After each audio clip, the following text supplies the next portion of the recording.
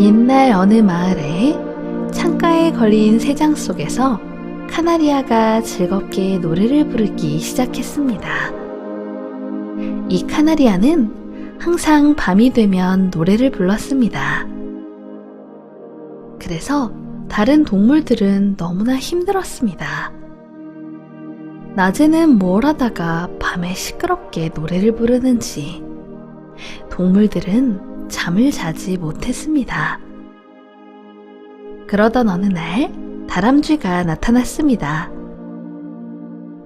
카나리아, 넌 왜 이렇게 노래를 부르니? 낮에 불러, 밤에 시끄럽단 말이야. 그러자 카나리아는 난 낮에 노래를 부르다가 사람들한테 잡혀 새장에 갇히게 되었거든. 그래서 조심하느라 낮에는 노래를 하지 않는 거야. 그러자 다람쥐가 안타까운 듯 말했습니다. 지금 조심하는 게 무슨 소용이니? 잡히기 전에 조심했더라면 좋았을 것을.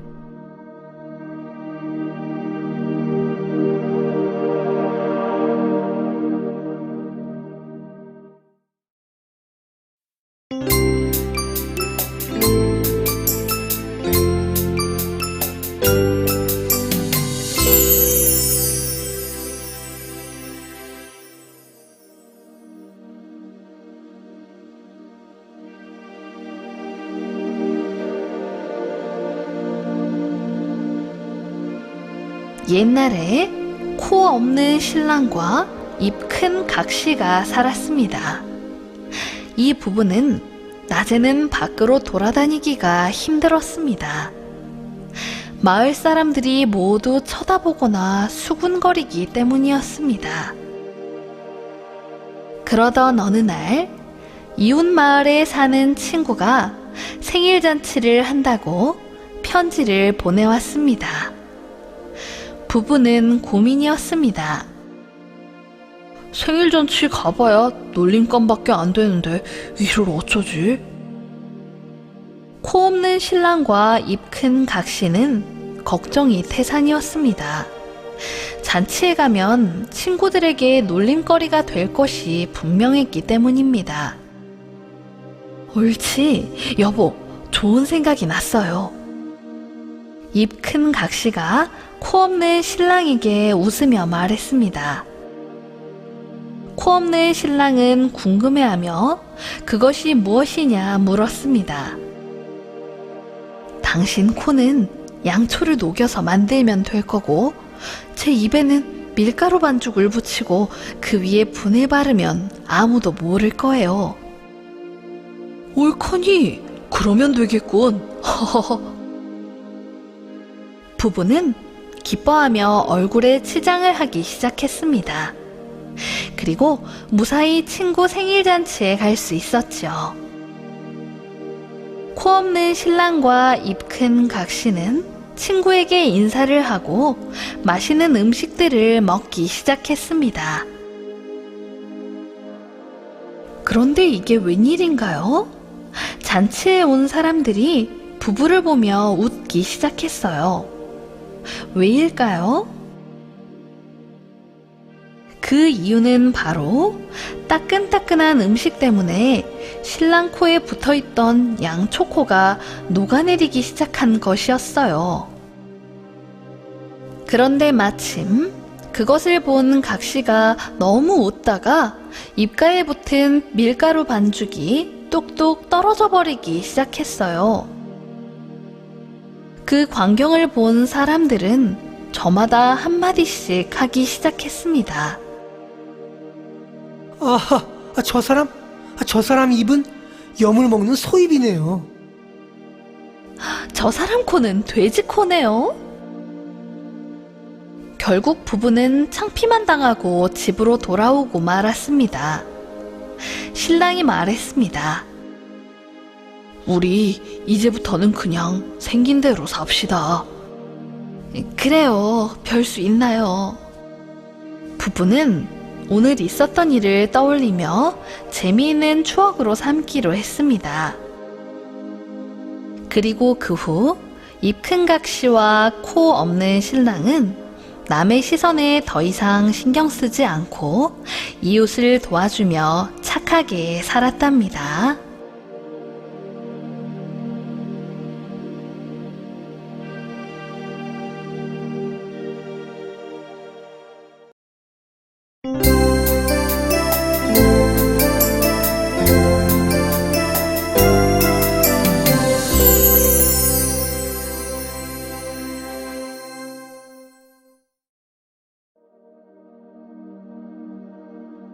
어느 마을에 어머니와 어린 아들이 살고 있었습니다.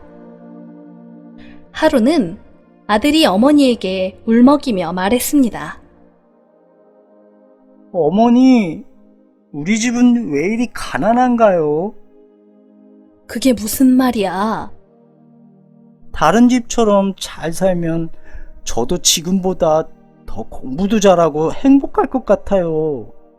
어머니는 아무 말씀하지 않고 부엌으로 일하러 가셨습니다. 며칠 후 천둥 번개가 치면서 엄청난 폭우가 내렸습니다. 집이 워낙 허름했기에 어머니와 어린 아들이 살던 집은 떠내려가고 말았습니다. 아들은 말했습니다. 어머니, 왜 이렇게 우린 힘들까요? 계속 어려운 일만 생겨서 힘들어요. 그러자 어머니께서 말씀하셨습니다. 훌륭한 사람이 되기 위해 이런 일은 다 참고 이겨내야 한다. 하늘이 장차 큰 위인이 되려는 사람에게는 반드시 먼저 그 마음과 뜻을 수고롭게 하고 고달프게 만든다. 힘든 일을 이겨내면서 더욱 단단한 사람을 만들기 위해서란다. 불평을 그만하고 절대 흔들리지 않는 사람이 되거라. 링컨과 에디슨은 초등학교 퇴학입니다. 베토벤과 헬렌 켈러는 귀로 듣지 못하는 병을 앓았습니다. 이렇듯 큰 사람이 되기 위해서는 하늘이 힘든 고통을 주기도 합니다.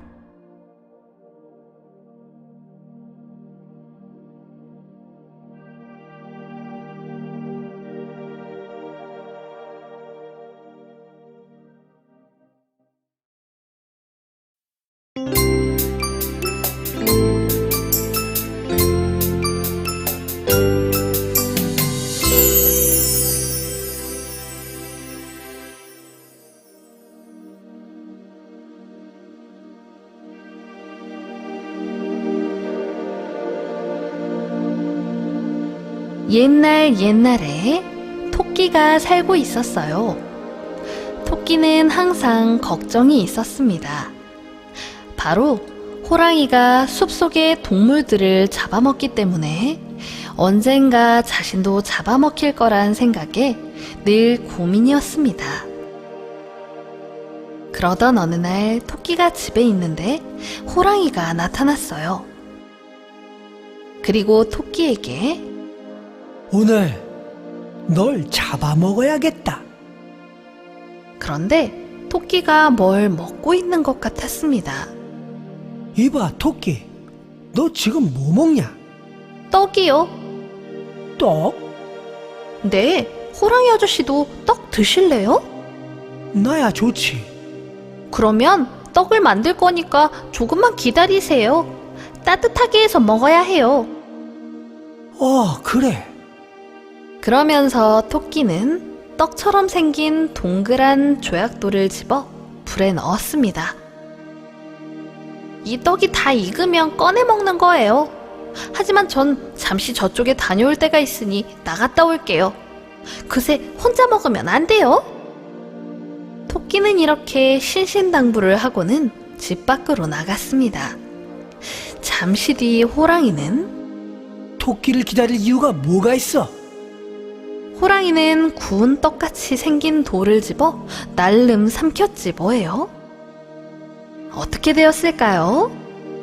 빨갛게 달궈진 조약돌이 뱃속에 들어갔으니 얼마나 뜨겁겠어요? 호랑이는 배를 움켜쥐고 대굴대굴 굴렀어요. 그 이후로 호랑이는 토끼의 곁에 얼씬도 하지 않았답니다.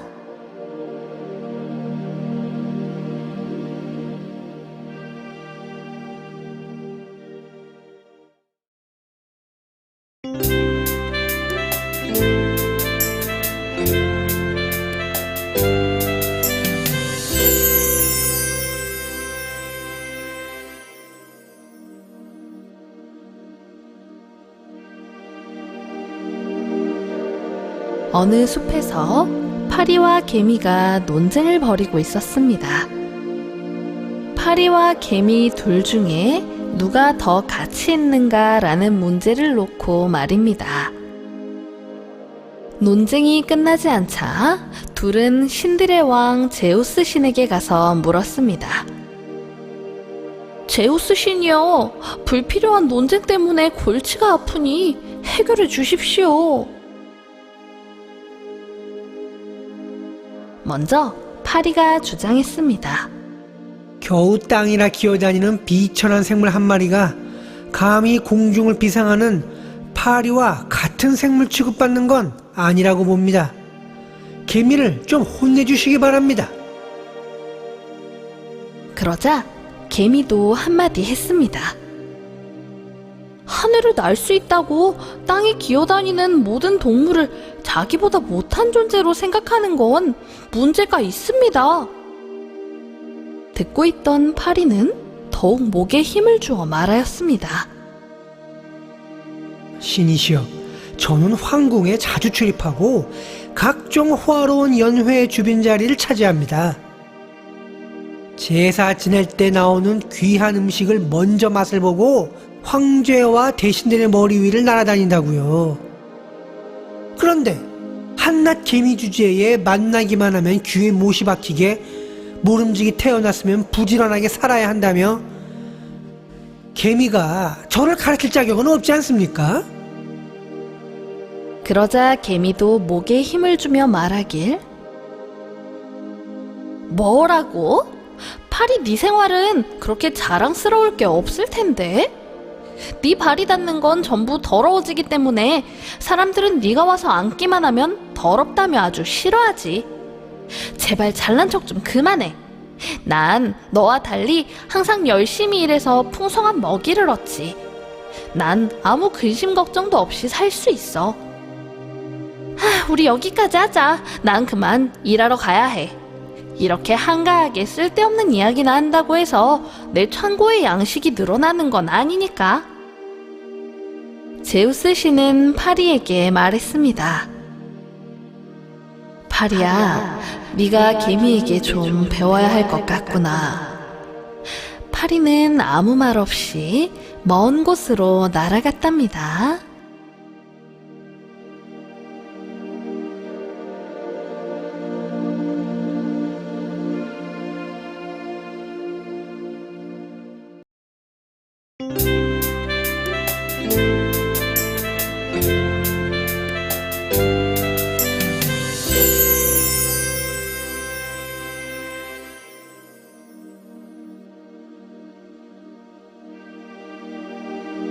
옛날 어느 바닷가에 어부가 살고 있었습니다. 그는 피리불기를 아주 좋아했습니다. 하루는 마음속으로 이런 생각을 했습니다. 고기들도 내 아름다운 피리 소리를 들으면 서로 내게 헤엄쳐 오려고 하겠지. 그러면 힘들게 일하지 않아도 물고기를 많이 잡을 수 있을 거야. 그리하여 어부는 자신이 아끼는 피리를 들고 바닷가에 나가 해변의 바위에 올라서서 열심히 피리를 불기 시작했습니다. 한참 동안이나 바닷바람을 맞으며 피리를 불었지만 그에게 다가오는 물고기는 한 마리도 없었습니다. 힘들어. 이렇게 열심히 피리를 부는데 고기 한 마리 오지 않다니. 어부는 할 수 없이 피리를 내려놓고 물속에 그물을 던졌습니다. 얼마 후 많은 물고기가 그물에 걸려들었습니다. 어부가 그물에 잡힌 물고기들을 한 마리씩 해변에 던지자 물고기들은 춤추듯 파닥거렸습니다. 물고기들을 보며 화가 난 어부가 이 못된 놈들, 내가 피리를 불어줄 때는 춤을 추지 않더니 피리를 내려놓으니 이제야 춤을 춰?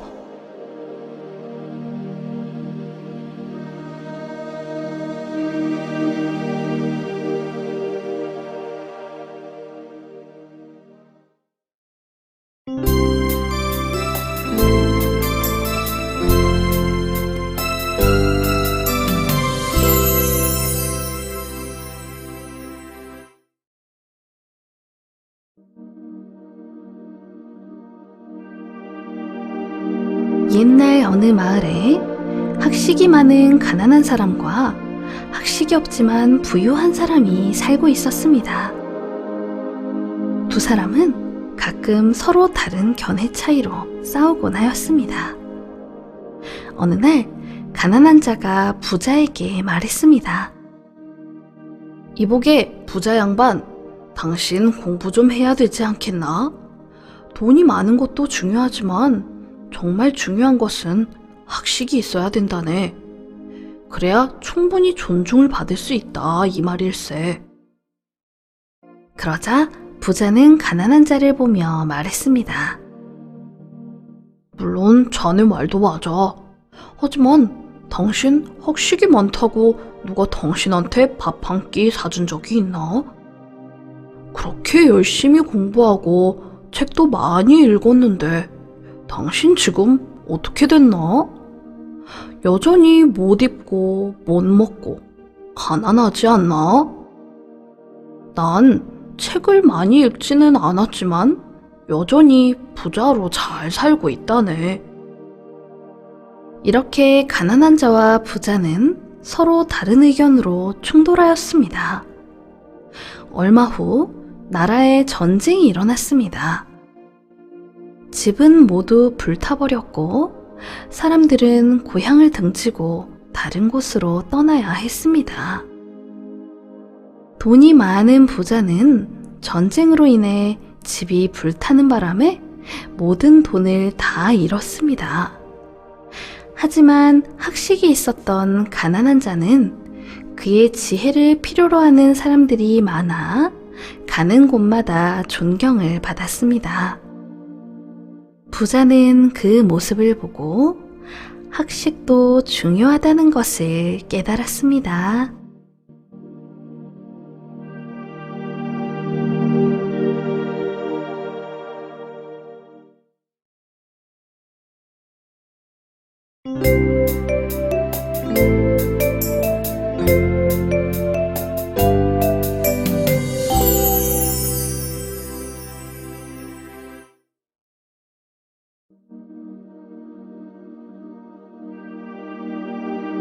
어느 숲속에 사냥꾼이 나타났습니다. 그런데 이 사냥꾼은 나무 밑에서 이리저리 몸을 굴리기 시작했습니다. 이 광경을 보고 있던 원숭이 떼들이 신기하게 쳐다보았습니다. 아니, 저 사람 봐! 왜 갑자기 몸을 놓은 채로 이리저리 뒹굴거리지? 어? 저거 봐! 제주도 넘어! 사냥꾼은 계속 이런 행동을 반복하더니 그 자리에 그물을 놔두고 어디론가 사라졌습니다. 저 사람 사라졌다. 우리 그 자리에서 놀자. 그 자리에 뭐가 있길래 뒹굴고 제주를 넘었는지 너무 궁금해. 원숭이 떼들은 너도 나도 뛰어내려 사냥꾼의 행동을 흉내내기 시작했습니다. 한참을 놀다 보니 원숭이들은 사냥꾼이 쳐놓은 그물에 갇히게 되었습니다. 어떻게 된 거지? 우리 그물에 갇혔잖아! 잠시 후 사냥꾼이 다시 나타났습니다. 됐군. 원숭이들을 아주 쉽게 잡았어.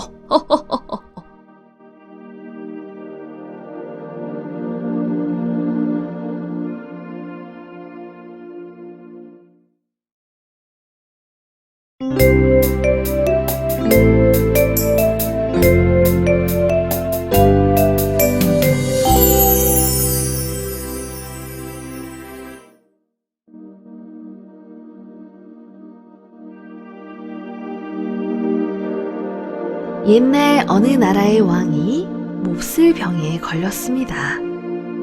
왕은 신하들을 시켜 전국을 샅샅이 뒤져서라도 좋은 의사를 찾아 병을 고치라고 명했습니다. 하지만 신하들은 전국에서 용하다는 의사들을 다 불러 모아 왕의 병을 진찰했지만 아무도 왕의 병을 고칠 수 없었습니다. 그러던 어느 날 밤 왕이 꿈을 꾸는데 꿈에 선녀가 나타났습니다. 선녀가 왕에게 말하길, 병을 고치려면 세상에서 가장 행복하고 기쁜 사람의 셔츠를 입으면 됩니다. 가장 기쁜 사람의 셔츠요. 왕은 잠에서 깨어 신하들을 불렀습니다. 그리고 당장 세상에서 가장 행복하고 기쁜 사람의 셔츠를 찾아오라고 명령했습니다. 신하들은 어리둥절했습니다. 기쁜 사람의 셔츠? 여러분, 기쁘고 행복한 사람의 셔츠를 찾아낼 수 있을까요? 신하들은 혹시나 하는 마음에 우선 부자에게 찾아갔습니다. 그는 부자이니 기쁘고 행복할 것이라고 생각했기 때문입니다. 하지만 부자들은 하나같이 누가 내 돈을 노리진 않을까 걱정만 하며 살 뿐 기쁘거나 행복하지 않다고 하였습니다. 다음에는 나라에서 가장 힘이 세다고 소문난 위대한 장군을 찾아갔습니다. 하지만 장군은 언제 적들이 쳐들어올지 모르는데 행복할 수 있겠냐며 자기들은 행복과 거리가 멀다고 하였습니다. 결국 신하들이 행복하고 기쁜 사람을 찾는 걸 포기하려고 할 때 길거리에서 놀고 있는 거지를 보게 되었습니다. 그리고 거지들에게 행복하냐고 물었습니다. 그런데 거지가 대답하길, 물론이죠. 전 아주 기쁩니다. 하루하루 행복하고 너무 즐거워요. 신하들은 너무 반가웠습니다. 거지에게 입고 있는 셔츠를 줄 수 있느냐고 물었더니, 셔츠요? 아, 그런 거 없어요. 전 몸에 아무것도 걸치지 않았는걸요? 마음이 편하니 그런 거 없어도 행복해요. 신하들은 이 이야기를 왕에게 전했습니다. 그러자 왕은 그때서야 깨달았습니다. 자기의 병이 질병이 아닌 마음의 병이었던 것을 말입니다. 진정한 기쁨은 마음속에 있는 것입니다.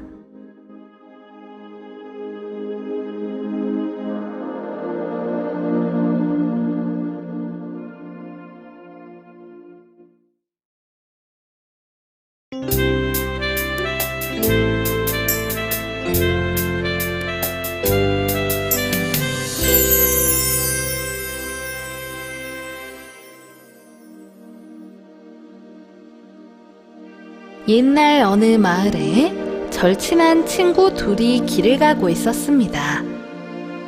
그런데 한참을 가던 중 갑자기 사냥개 한 마리가 튀어나와 사납게 지저댔습니다. 아이고 깜짝이야, 사나운 사냥개구만. 그러더니 곧이어 여러 마리가 따라 나와 지저대자 두 사람은 몹시 두려웠습니다. 이런, 한두 마리가 아닌데? 우리를 공격하려고 하고 있어. 겁에 질린 한 친구가 돌을 집어들고 개에게 던지려 하자 다른 친구가 황급히 말렸습니다. 잠깐만. 개들은 본래 짖는 걸 좋아해. 짖지 않으면 그건 개가 아니지. 우리는 가던 길을 가자. 걔들이야 짖든 말든 하고 싶은 대로 내버려 두자고. 그래도 될까? 결국 그들은 사냥개들에게 신경을 끄고 가던 길을 계속 갔습니다. 그러자 얼마 지나지 않아 개 짖는 소리가 차츰 잦아들더니 나중에는 아예 들리지 않았답니다.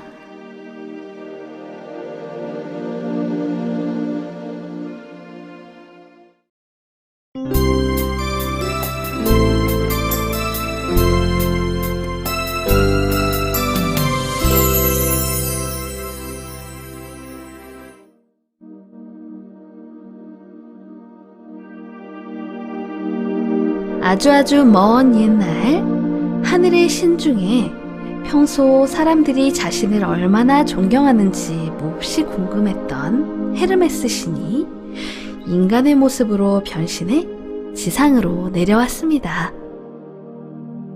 아, 이렇게 오랜만에 사람 사는 곳으로 내려오니 기분이 좋군. 지상에 사는 사람들은 나에 대한 소중함을 어느 정도 느끼고 있을까 궁금하구만. 헤르메스 신은 신상을 만들어 파는 조각가를 찾아가 각 신상의 가격을 물어보기로 했습니다. 조각가 양반, 제우스 신을 조각으로 만들면 얼마에 판매되죠? 조각가는 잠시 생각을 한 뒤 은전 한 냥입니다. 아, 그럼 제우스의 아내 헤라는 조각상으로 나오면 얼마를 받나요? 제우스보다 조금 더 받겠지요? 그 말을 듣고 헤르메스는 속으로 생각했습니다. 나는 신들의 사자이며 또한 인간들에게 재물과 복을 가져다주는 신이니 그런 이치대로 따지자면 분명히 가격이 더 높겠구나. 그래서 자신있게 조각가에게 물었습니다. 그럼 헤르메스 신은 조각을 하게 되면 얼마나 받을까요? 그러자 조각가는 장사가 되겠다고 생각했는지 활짝 웃으며 대답했습니다. 제우스와 헤라를 사시면 그건 덤으로 드리죠.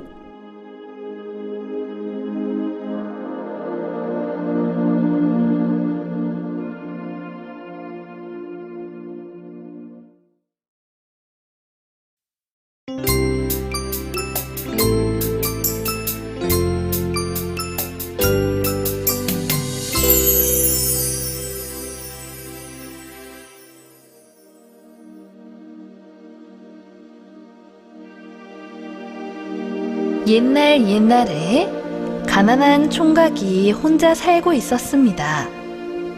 가난한 총각은 장가도 못 가고 쓰러져가는 오두막집에서 논밭을 일구며 살고 있었습니다.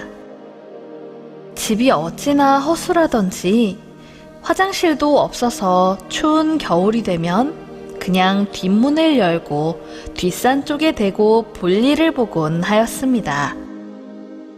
어느 날 그 모습을 본 뒷산 여신이 매우 화가 났습니다. 아니, 어디 산에다 대고 소변을 보는가? 저런, 혼 좀 내줘야겠군. 산에 소변을 보는 총각을 괘씸하게 여긴 산의 여신은 뒷산에 살던 호랑이를 불렀습니다. 호랑아, 당장 가서 저 총각을 혼내주거라. 어디 산에 대고 소변을. 호랑이는 밤중에 총각이 사는 집으로 내려와 헛간 뒤에서 총각이 나오기를 기다렸습니다. 아니나 다를까 그날도 어김없이 총각은 뒷산에 대고 소변을 보는 것이었습니다. 호랑이가 냅다 달려가 총각을 혼내주려 했지만 그때 총각이 중얼거리는 소리를 듣고 말았습니다. 아유, 추워. 나는 집이라도 있어 괜찮지만 집도 없이 산에 사는 호랑이 형님은 얼마나 추울까. 총각의 말을 듣게 된 호랑이는 차마 총각을 혼내줄 수 없었습니다. 아니, 저 총각이 내 걱정을? 호랑이는 마음을 고쳐먹고 다시 산으로 돌아가서 뒷산의 여신님에게 자초지종을 말해주었습니다. 그래? 아니, 그 총각이 그런 말을 해? 그래, 알았다. 산의 여신도 총각의 마음에 감탄하여 총각을 혼내지 않은 호랑이를 칭찬해 주었습니다. 얼마 후 호랑이는 다시 총각이 잘 살고 있는지 확인하기 위해 밤중에 총각의 오두막을 찾아갔고, 총각은 한밤중에 뒷산의 소변을 보며 전과 같은 이야기를 반복했습니다. 그리고 다음 날도 그 다음 날에도 매일 같은 이야기를 하니 호랑이는 너무 감동하고 말았습니다. 호랑이는 산의 여신을 찾아가 부탁했습니다. 산신령님, 그 총각이 좀 무례하긴 하지만 마음씨는 무척 착한 것 같습니다. 살림이 좀 많이 어려운 것 같아 보이니 좀 도와주었으면 좋겠습니다. 산의 여신은 곰곰이 생각하더니 호랑이에게 말했습니다. 아, 그래. 호랑이 네가 이렇게 얘기할 정도면 내가 총각에게 큰 선물을 줘야겠다. 자, 이 보자기를 총각에게 가져다 주어라. 호랑이는 보자기를 가지고 총각의 집 앞에 두었습니다. 이튿날 총각이 나무를 하러 가던 길에 보자기를 발견하고 주었습니다. 아니, 이게 웬 보자기야? 이걸 어디에 쓸까? 고민하던 총각은 날씨가 추우니 보자기를 머리에 두르기로 했습니다. 보자기를 두르고 길을 가는데 정말 이상한 일이 일어났습니다. 어디선가 사람 말소리가 들리는 것이었습니다. 어? 이게 무슨 소리지? 자세히 주위를 보는데 사람은 없었습니다. 그런데 가만 보니 사슴 한 마리가 총각에게 말을 건네는 것이었습니다. 어? 사슴이 말을 하네? 그렇습니다. 이 보자기는 동물들의 말을 알아듣는 요술보자기였습니다. 사슴이 총각에게 말하길, 큰일 났어요. 건너마을 김씨네 딸이 병에 걸려 다 죽어가요. 그 집 용마루에 사는 천년 묵은 지네 때문에 그런 건데 사람들은 그것도 모르고 딸이 죽어가는 것만 지켜보고 있으니 딱하잖아요. 어서 가서 도와주세요. 총각은 사슴에게 물었어요. 내가 지네를 어떻게 죽이니? 난 그 방법을 모르는데. 용마루를 드러내고 지네한테 담배 연기만 쐬면 죽을 거예요. 그 말을 들은 총각은 당장 지게를 벗어던지고 김씨의 집으로 향했습니다. 도착하니 이미 김씨의 집은 슬픈 분위기였습니다. 총각은 다급한 목소리로, 김씨 영감님, 제가 이 집 따님의 병을 고치겠습니다. 제가 고칠 수 있습니다. 제가 이 집 딸을 살려드릴 테니 큰 사다리 하나와 담배 한 쌈, 그리고 부싯돌을 갖다 주십시오. 김씨 영감은 별 기대 없이 총각이 말한 것들을 가져다 주었습니다. 총각은 담배쌈지와 부싯돌을 들고 사다리를 타고 지붕으로 올라갔습니다. 총각이 지붕에 올라가 용마루를 턱 드러내보니 아니나 다를까 커다란 지네 한 마리가 꿈틀거리고 있었습니다. 총각이 부싯돌로 담배쌈지에 불을 붙여 지네에게 연기를 쏘이니 지네가 그만 털썩 땅에 떨어져 죽었습니다. 그렇게 총각은 김씨 영감의 외동딸의 목숨을 살릴 수 있었고, 김씨 영감은 총각을 사위 삼기로 했습니다. 이리하여 총각은 가난도 벗어나고 김씨네 외동딸과 행복하게 오래오래 살았답니다.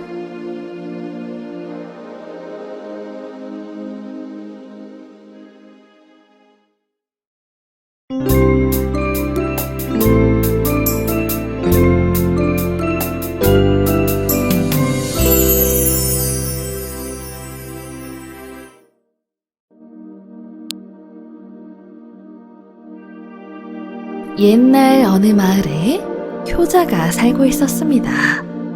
그런데 이 효자의 집은 가난했고 어머니가 매일 시름시름 앓고 있었습니다. 효자는 늘 걱정이었습니다. 효자의 아내도 지극정성으로 어머니를 함께 보살폈습니다. 하지만 어머니의 병은 좋아질 기미가 보이지 않았습니다. 그러던 어느 날 효자가 길을 가는데 한 스님이 효자의 앞길을 막았습니다. 그러더니 스님은 효자에게 이보게, 동냥하러 다니는 길에 자네 표정을 보니 혹시 집에 아픈 사람이 있는가? 효자는 너무 놀랐습니다. 네, 저희 어머니가 아프시긴 한데 그걸 어떻게... 스님은 효자에게 말했습니다. 자네의 효심이 지극함이 내 눈에 보이니 내가 이 책을 주겠네.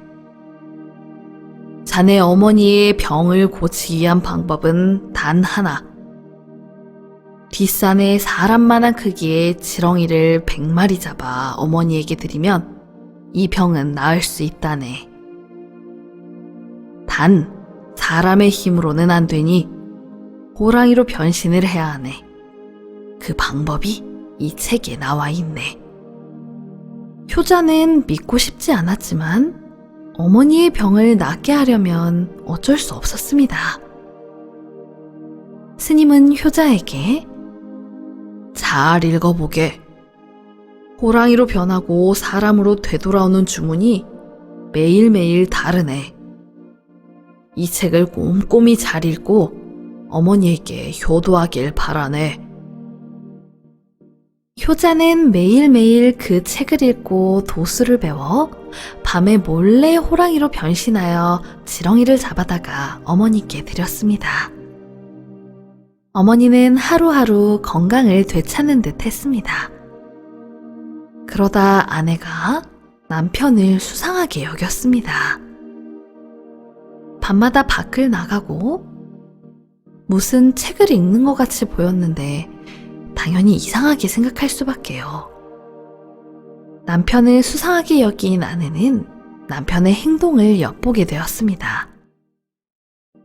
어떤 책을 읽고 주문을 외우면 호랑이로 변한 사실을 알아냈습니다. 세상에, 저게 뭐람? 남편이 호랑이였다니.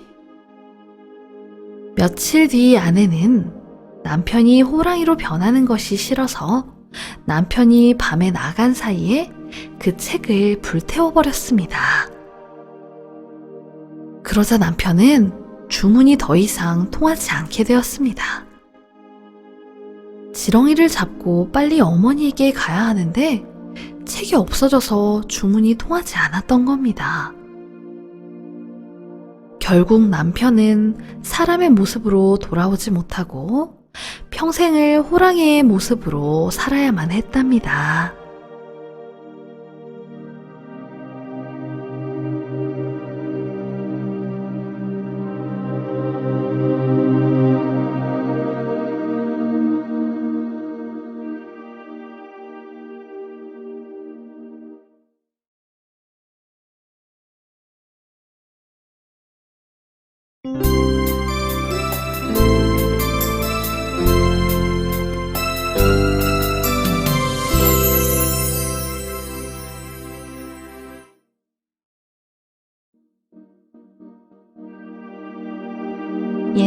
어느 마을에 당나귀가 살고 있었습니다.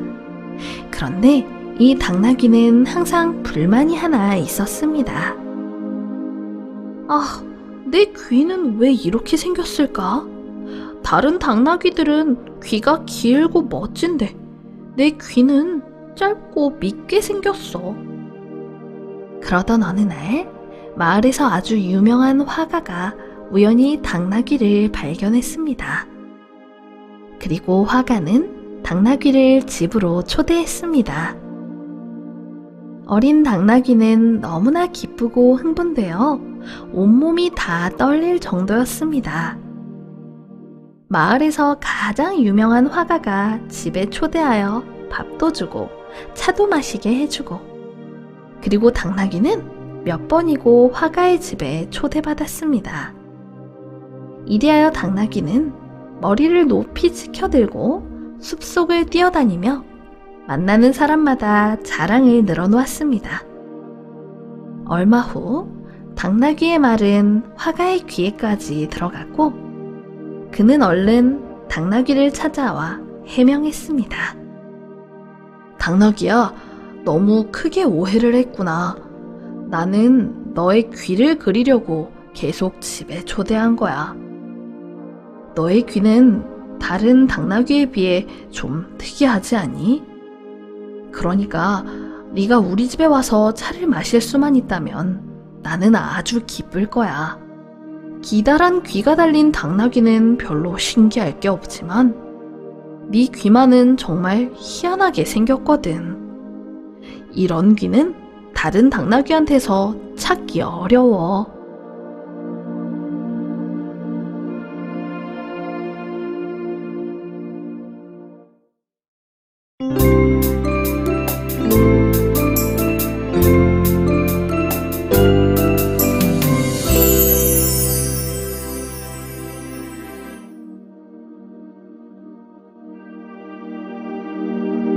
옛날 어느 마을에 사냥꾼이 살고 있었어요.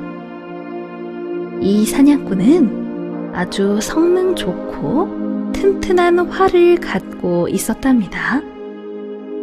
아, 내 활은 진짜 최고야. 내 활솜씨도 좋고 말이야. 이거 하나면 산속의 들짐승들이 벌벌 떨고 명중률도 정확하고. 그러던 어느 날 사냥을 다녀와서는 사냥꾼이 활을 보며 생각했습니다.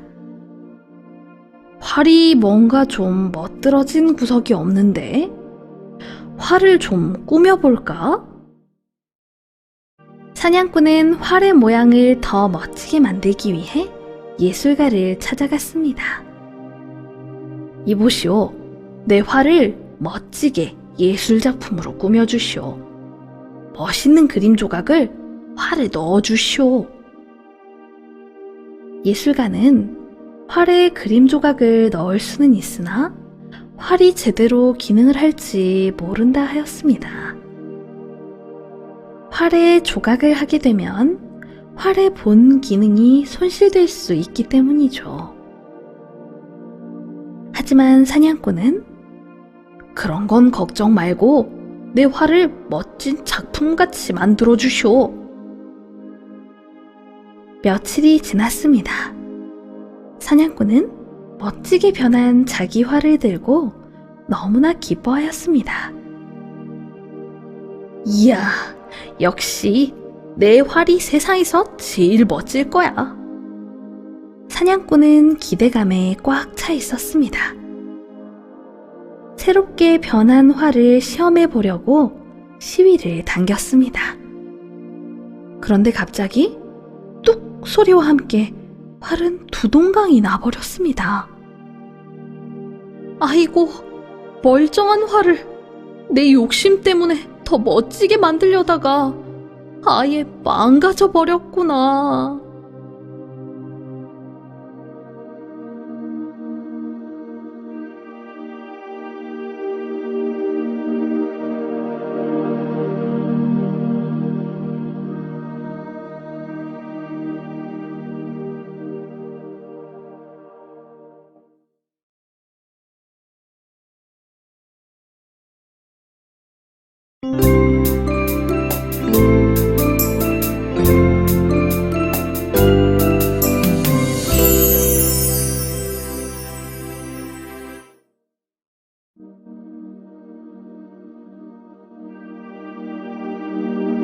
옛날 소요산 아래에 있는 어느 마을에 마음씨 곱고 효심이 깊은 나무꾼이 살고 있었어요. 나무꾼에게는 노환으로 아픈 어머니가 한 분 계셨습니다. 나무꾼은 어머니를 봉양하기 위해 매일 산에 올라 나무를 해 놓았다가 장이 서는 날에 내다 팔았습니다. 나무꾼은 비록 가난한 살림이었지만 큰 욕심 없이 성실하고 근면하게 하루하루를 살았습니다. 그러던 중 나무꾼도 장가갈 나이가 되자 아름다운 부인과 결혼해 어머니를 함께 모시고 행복하게 살고 싶다는 바람을 가지게 되었습니다.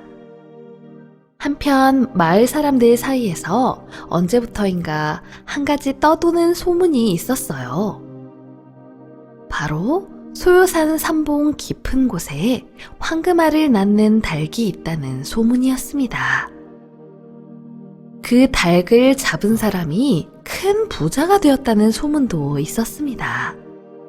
마을 사람들이 하는 소리를 들은 나무꾼은 거짓말일 거라 여겼지만 한편으로는 황금알을 낳는 닭을 잡아 부자가 되었으면 하는 기대도 하였습니다.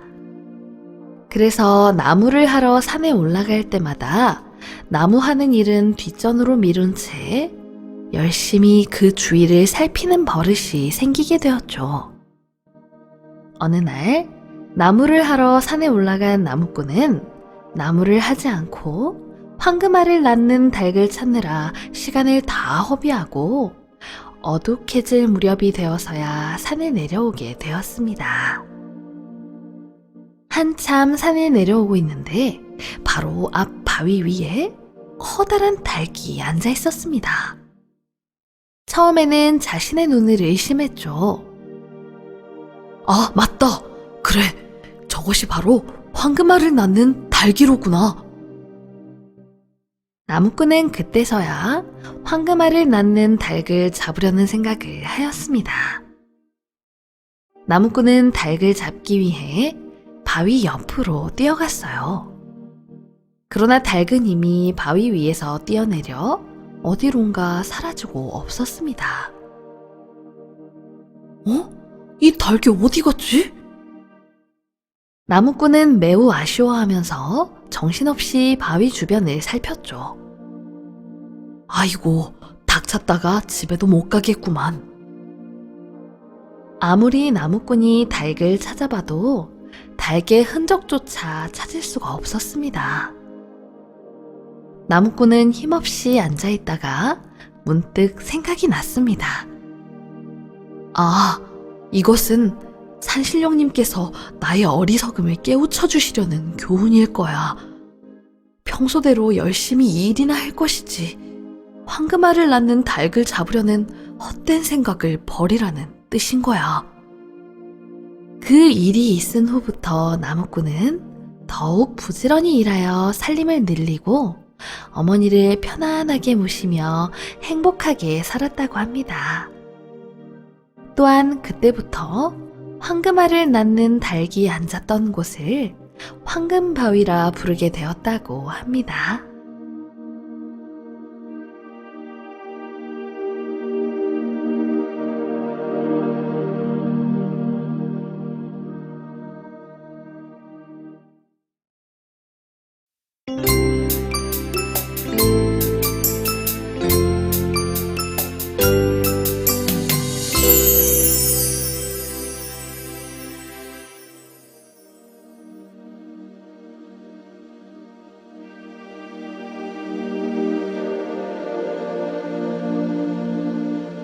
어느 산골 마을에 서로 아주 친한 장님과 걷지 못하는 친구가 살았습니다.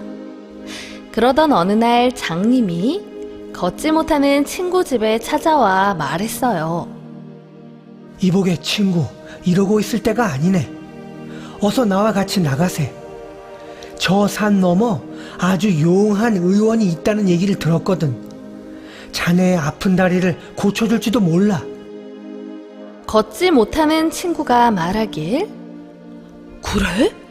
하지만 난 걸을 수가 없고 자네는 볼 수가 없는데 무슨 수로 산 너머 의원을 찾아간단 말인가. 그러자 장님은 자네가 내 눈이 되어주게. 난 자네의 발이 되어주겠네. 장님은 안진뱅이 친구를 업고 험한 산길을 부지런히 걸었습니다. 한참을 가던 중 걷지 못하는 친구가 말했습니다. 괜찮은가? 마침 저기 연못이 있으니 좀 쉬어가세. 자네부터 시원하게 목을 축이게. 고맙네. 앞이 보이지 않지만 자네가 있어 든든하네. 그런데 갑자기 걷지 못하는 친구가 아니 세상에 황금! 연못 속에 커다란 황금이 있어! 장님은 더듬더듬 연못에 들어가 황금을 건졌습니다. 장님과 걷지 못하는 친구는 서로 황금을 양보하기 시작했습니다. 안 되겠네. 둘로 나눌 수도 없으니 그냥 두고 가세. 장님은 황금을 제자리에 놓고 걷지 못하는 친구를 업고 계속 길을 갔습니다. 산 정상에 거의 올랐을 때였습니다. 갑자기 내 이놈! 냉큼 이리 오너라! 누군가 난데없이 호통을 쳤습니다. 다리가 아프니 날 업어라! 비단옷을 입은 양반이었습니다. 마음씨 못된 양반이 자기를 업으라고 화를 내며 장님에게 명령을 하였습니다. 그러자 장님은 나리, 그럴 순 없습니다. 보시다시피 전 장님입니다. 저기 나으리, 산 아래 연못에 황금이 있습니다. 제가 도와드리지 못하니 그 황금이라도 가져가셔서 화를 푸시는 게... 양반은 뒤도 안 돌아보고 쌩하니 달려갔습니다. 연못에 도착한 양반은 황금을 찾기 시작했습니다. 그런데 이게 웬일입니까? 구렁이잖아! 양반은 너무 놀랐습니다. 감히 구렁이를 황금이라고 속이다니?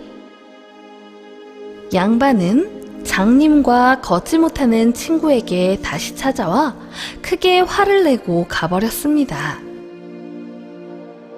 장님과 걷지 못하는 친구는 정말 이상하게 생각했습니다. 분명 연못에 황금이 있었는데 갑자기 구렁이라니. 두 친구는 다시 연못으로 가보았습니다. 그러자 걷지 못하는 친구가 둘일세! 황금이 2개나 있단 말일세!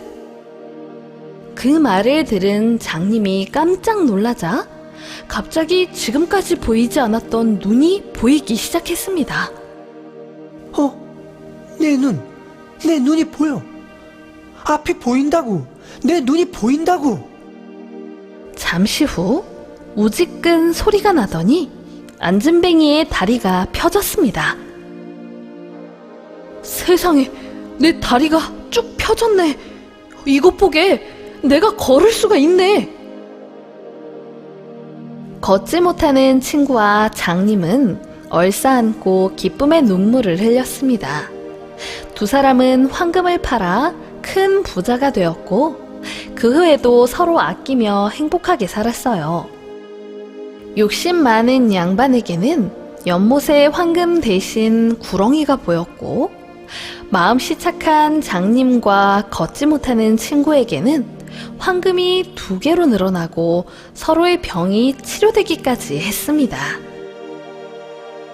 평소의 마음과 행동을 올바르게 하면 언젠가 좋은 일이 반드시 생긴답니다.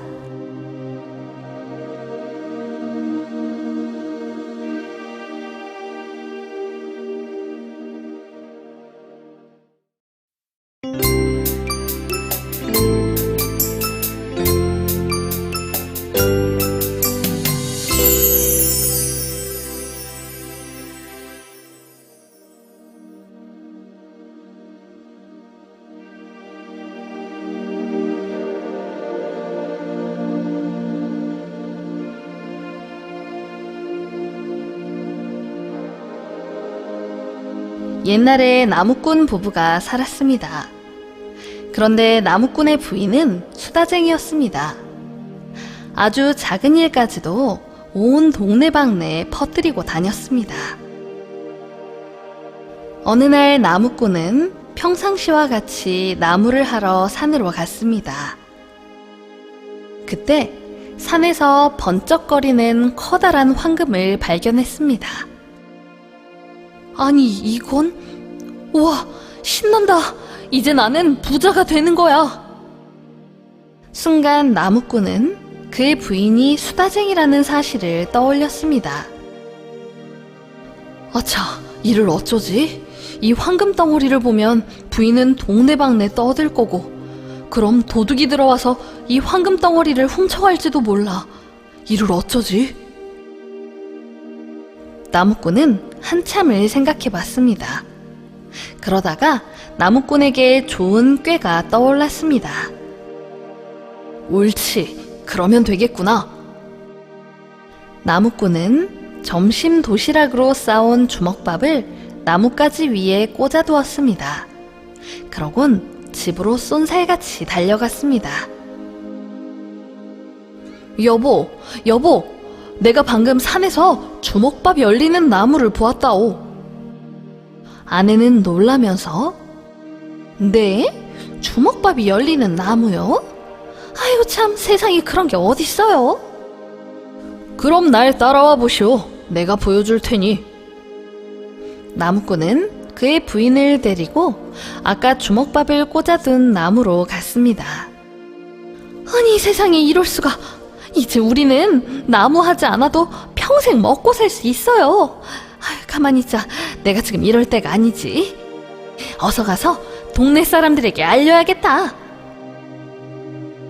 나무꾼의 부인은 쏜살같이 마을로 내려가서 마을 사람들에게 주먹밥이 열리는 나무에 대해서 말했습니다. 그러나 마을 사람들은 아무도 그 말을 믿지 않았습니다. 수다만 떠는 게 아니라 거짓말까지 하는 부인이 된 겁니다. 사람들은 나무꾼의 부인을 못 믿어했습니다. 그때를 맞춰서 나무꾼이 부인에게 황금덩이를 보여주며 말했습니다. 여보, 실은 내가 아까 나무를 하다가 산에서 이 황금덩어리를 주웠다오. 어머나, 정말 황금이네? 이제 우린 부자가 됐어요, 부자가. 아니지, 이 기쁜 소식을 나만 알고 있으면 안 되지. 동네 사람들, 내 말 좀 들어보세요. 나무꾼의 부인은 또다시 마을로 가서 마을 사람들에게 산에서 황금덩어리를 준 이야기를 했습니다. 아, 글쎄, 우리 남편이 나무 하러 갔다가 황금덩어리를 주웠어요. 그러자 사람들은 아무래도 저 여자가 좀 이상해진 것 같아. 아까는 주먹밥이 열리는 나무가 있다고 하더니 또 지금은 산에서 황금덩이를 주었다고 하지 않나? 아이고, 이 젊은 부인이 안 됐구먼. 그런 일이 있은 후 나무꾼의 부인은 수다쟁이 버릇을 고치게 되었습니다. 만약 나무꾼이 아내의 수다쟁이 버릇을 혼내기만 했다면 아내는 그 버릇을 고치지 못했을 것입니다. 모든 잘못을 혼내기만 한다고 해서 해결되는 것이 아니라 어떻게 가르침을 주느냐에 따라 결과는 달라질 수 있습니다.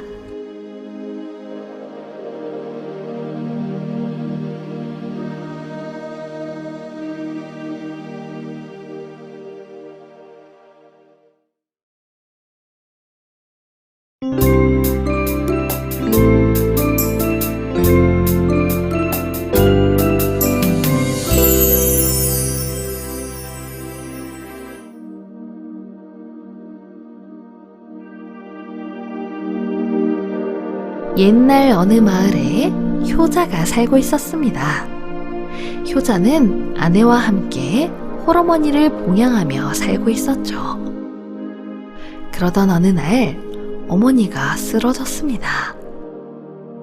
아들은 너무 놀라서 어머니를 업고 심리기를 달려 의원에게 갔습니다. 어머니의 상태를 살펴본 의원은 어머니가 중풍에 걸리셨다고 말했습니다. 중풍은 몸을 정상적으로 쓰지 못하는 병입니다. 그러자 아들은 어머니를 제가 잘 걷어들이지 못해 병이 걸리신 거군요. 제가 더 잘 모셨어야 하는데. 의원님은 어머니에게 뜸과 침을 놓아주었습니다. 그리고 집에 와서 잘 쉬어야 한다고 말했습니다. 아들은 어머니를 업고 울면서 집으로 걸어갔습니다. 어머니가 아들의 등 위에서 말했습니다. 아들아, 슬퍼하지 말아라. 나는 살 만큼 살았고 이미 너의 효도를 받았으니 죽어도 한이 없다. 아니에요. 아버지도 제가 불효를 해서 일찍 돌아가셨는데 어머니는 병을 이기고 오래오래 사셔야 해요. 그날부터 매일 아들은 어머니를 업고 의원에게 가서 침을 맞게 하고 다시 집으로 업고 왔습니다. 그리고 어머니 곁에서 잠을 잤습니다. 방이 조금 춥다 느껴지면 곧장 밖으로 나가 아궁이 앞에 준비해뒀던 땔감을 넣고 불을 뗐습니다. 그리고 정성을 다해 어머니의 몸을 주물러 드렸습니다. 낮에 논밭에 일하러 나갔다가 돌아올 때는 벼, 보리, 콩 등 곡식을 하나씩 꺾어다 보여드렸습니다.